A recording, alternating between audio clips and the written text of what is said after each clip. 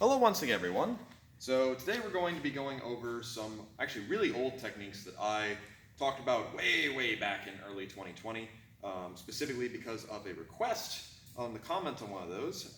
I was asked if I could showcase some drills with the offensive and defensive draws that I showed. And since I've got nothing better to do, I went ahead, let's show those. Helping me out today is going to be Randy.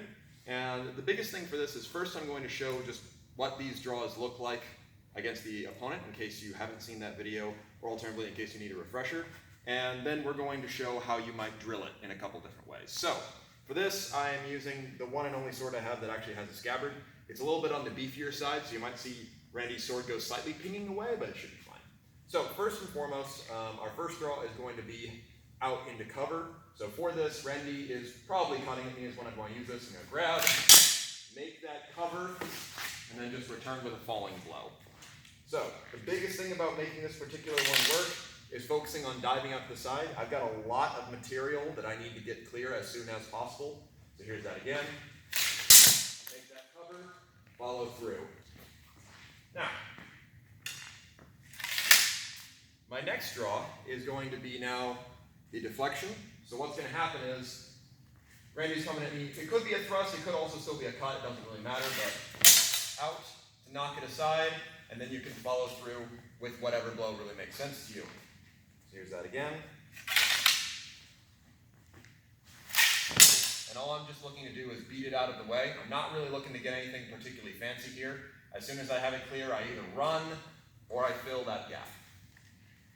That's really the long and short of it for these two particular draws. The only one that we haven't really gone over is the offensive draw, which, I mean, you can drill it. Mostly that's just fluidity with getting the weapon out of its scabbard. But for example, if for whatever reason Randy's more in a relaxed position and I'm in a more ready position, an offensive draw like we're about to have a barmy would be I grab, step back to present that point as soon as possible, and then I could fall through with a thrust or a cut if he hasn't gotten his weapon out.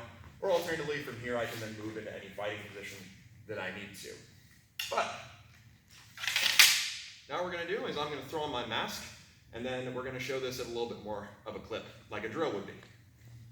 So, as I'm putting my stuff on, I'll walk through how the drill is going to work. Basically, I'm going to stand as close to at ease as I can, not 100%, because obviously we are still knowing what's coming, but as close to at ease as I can, and Randy's going to approach and make just a nice obvious cut at me. Now, the thing about this, when it comes to practicing either against a lesser weapon or against a weapon that you have to bring into bear, is don't worry about being timid. In this case, Randy 9 times out of 10 will probably succeed in his technique because he has the advantage. So don't waste time, thinking about, oh, what if he draws, etc. Don't make it complicated. Focus on making good, earnest attacks so that way you get good, earnest practice. Alright. So, the way this will work, I've got my stuff on, Randy's got his stuff on. I'm going to go ahead and have one hand here, but at any given time, Randy's kind of just at the edge of my blind spot. It can come in and start his attack. Cover, got it. Just kind of barely in my blind spot, all that good stuff. Oh yeah, I was slow on that one. And that's the idea, this is just training fluidity. Let's switch sides and show some more.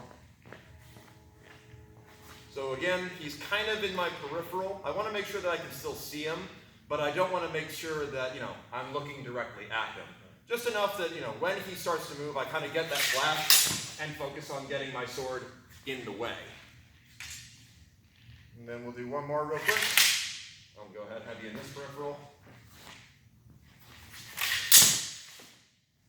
Good. And that's really how you want to treat these. You can, of course, keep ramping it up depending upon your gear requirement, etc. Like I said, this is the only sword I have that has a sheath, so I wanted to use it. But it is a little bit on the heavier side, so I'm mostly focused on just making the cover and not returning. When you become more comfortable with it, because Randy and I just suited up and did this today, if we were working on it specifically, then we'd be able to ramp it up some more. You'd spend a couple weeks on this. But either way, that's the basics of how I would drill it to keep earnest. Another way you could do it would be you have a gauntlet of fencers, so maybe imagine like 2 more of Randy, and I have to walk between them, meaning they could attack me from either side, and I'll just have to follow suit. Another thing you could do is you could have kind of 3 in front of you, and each one will attack you from those different angles, but you don't know what order, which is a great way to kind of add into this. And then the final one you can do between you and another partner would be, and this is when you know a couple more drawing techniques, this is actually borrowed from Toyama Ryu. Randy would walk a circle around me, and at any point he attacks from one of those sides, and I do the best draw I can to defend myself. These are all good options for drilling this, but in general, focus on keeping it light, keeping it slow. If you don't have a sword that has a scabbard, something else you can do is use a ring on a belt. It's not quite perfect, but especially if you're using a sword like Randy's length, that's a lot of sword to get out of anything, so that kind of compensates for it. But either way, thank you very much, Randy. And hopefully that satisfied the request. We will go over some other wonderful drawing and other such things and techniques, if I can get my glove off. There we go. Another time.